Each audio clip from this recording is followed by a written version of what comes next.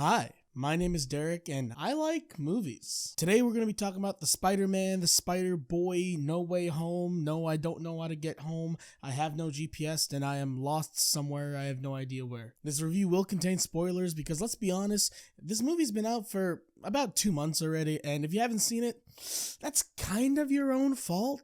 So I'm going to start off with just saying I loved this movie. I loved it from front to back, from left to right, from beginning to end. I think it is a fantastic movie. First off, the acting is superb. Willem Dafoe is a huge standout in this movie. He's pretty much the main villain in the movie, and he turns up the evilness to 11. He turns up the hammy, like old school Willem Dafoe Green Goblin-ness all the way to 100%, and I am 100% here for it. I think Tom Holland did an incredible job as well. Before, in the other MCU Spider-Man movies, Tom Holland was good, but he was kind of always this sort of, oh geez, Mr. Stark, what are we gonna do about this situation now? Oh geez, oh man, Mr. Stark. But here Tom Holland shows a darker side of Spider-Man, and he really shows a lot of his acting chops when dealing with a lot of the heavier themes and elements that happen to him in this movie. The cinematography is also really good in this movie as well. I've had problems with the other MCU Spider-Man movies for being kind of flat and not really doing interesting things like the Sam Raimi Spider-Man movies did. It's like John Watts heard my criticisms and decided, yes, we'll listen to Derek and we'll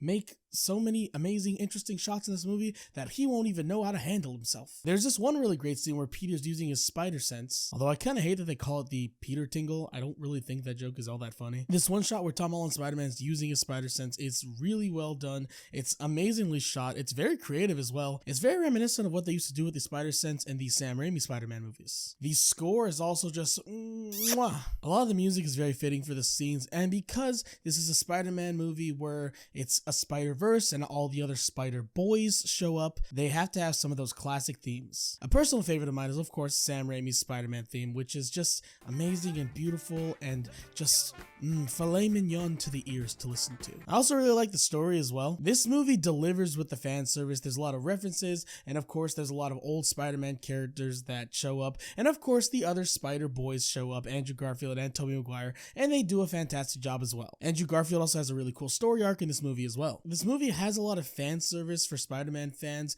but it uses it correctly. It doesn't treat the audience like they're idiots. It's not just like, here's your reference, little baby, here you go. Here comes the airplane, here's another Spider-Man reference. All of the elements and characters from other Spider-Man movies that are in this movie are used in a very creative way and serve purposes in the story that make sense. The CGI is also well done, which makes sense because, I mean, it's a Disney Marvel movie. Disney has all the money, like seriously, they just have all of it. There's a few nitpicks that I have, but they're not super important. Like, some of the lesser villains get shoved into the background, namely Lizard and Sandman kind of don't really have a lot to do in this movie. The motivation for Sandman to want to fight Spider-Man doesn't really make sense either, especially because at the end of Spider-Man 3, he kind of reconciled with Peter Parker, and in this movie, he wants to fight Peter Parker again because it's a new Peter Parker, and he's just like, I don't trust you.